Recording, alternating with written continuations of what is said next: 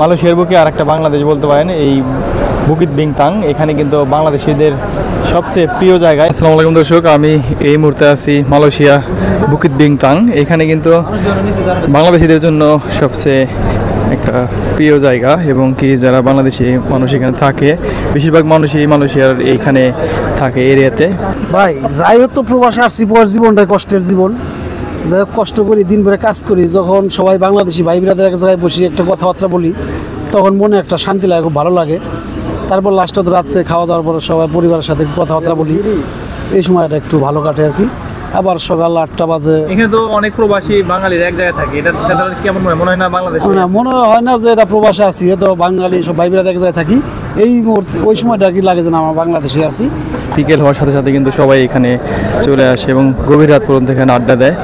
এই দেখায় এখানে কিন্তু সবাই বাংলাদেশিতে থাকে, দেখতে পাচ্ছেন এই যে সবাই অন্য জায়গায় কাজ করে কিন্তু এখানে ওনারা থাকে, এবং খাবার দাবার সব হোটেল, বাঙালি হোটেল, বাঙালি পাড়া বলতে পারেন এটা এক কথায়। এখানে সবাই থাকে, এই যে সবাই বন্ধু বান্ধবের সাথে দেখা করে, এখানে এসে সবাই বাড়িতে কথা বলে, এবং বেশ কয়েকটি খাবারের দোকান, তাদের মালিক, কর্মচারী এবং সব কিন্তু এই বাংলাদেশি। এই যে নূরজাহান রেস্টুরেন্ট, এগুলো সবই বাংলাদেশি হোটেল। এই দেখা এদিক দিয়ে কিন্তু সবাই বাংলাদেশি মানুষ এখানে থাকে। এই যে দেখতে পাচ্ছেন, এই যে সামনের যে বিল্ডিং, এখানে সবাই কিন্তু বাংলাদেশিরা এখানে থাকেন। এই যে হাঁটতেছে, এখানে প্রায় 99% মানুষই কিন্তু বাংলাদেশি। গভীর রাত পর্যন্ত এখানে সবাই আড্ডা দেয়।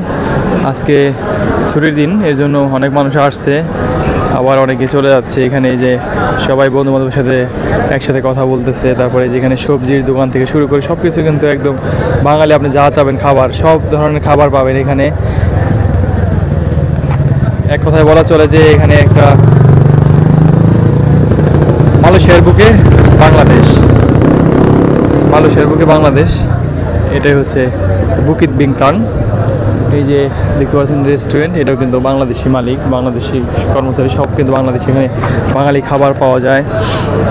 এই যে এখানে আপনি যে কোনো এই যে ফ্রেশ ভেজিটেবলস, এখানে যে কোনো সবজি কিন্তু আপনি এখানে সব বাংলাদেশি যে কোনো সবজি এখানে পাবেন, হালাল মিট পাবেন, মাছ পাবেন, সব ধরনের জিনিস পাবেন। এই যে কেনাকাটা করতেছে সবাই এখান থেকে। তারপরে এই যে এখানে হোটেল আছে, পিঠা ঘর, এখানে সব ধরনের পিঠা পাওয়া যায়, এবং বাঙালি যত খাবার আছে সবই পাওয়া যায়। একটু ভিতরে ঢুকে দেখাই। এই যে এখানে সব ধরনের পিঠা পাবেন। তারপরে এই যে ফুচকা পাবেন, এই যে বাঙালি খাবার এখানে।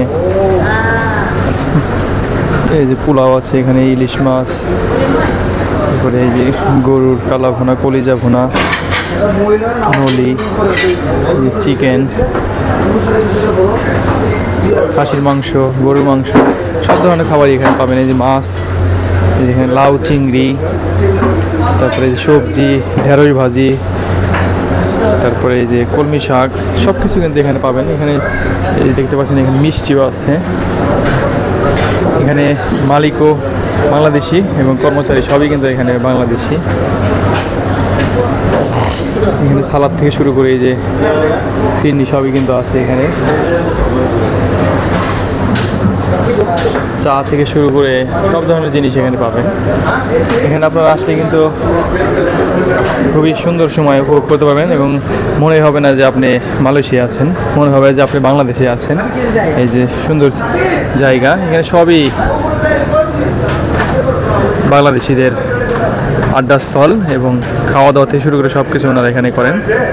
আমরা প্রবাসে আছি, বিশেষ করে যখন আমরা রাত্রে বা কখনো পরিবারের কথা চিন্তা করি, তখন হয়তো একটু খারাপ লাগে। কিন্তু যখন আমাদের এই যে বন্ধু বান্ধব, এখন এখানে কেউ দূরদের প্রবাসে আছে, কারো বাড়ি যশোরে, কারো বাড়ি কোথাও কোথাও এক এক জায়গায় আছে, কিন্তু থাকলেও যখন আমরা একসাথে কাজ করি তখন 2 থেকে 3 দিনের মধ্যে বন্ধুত্ব হয়ে যায়।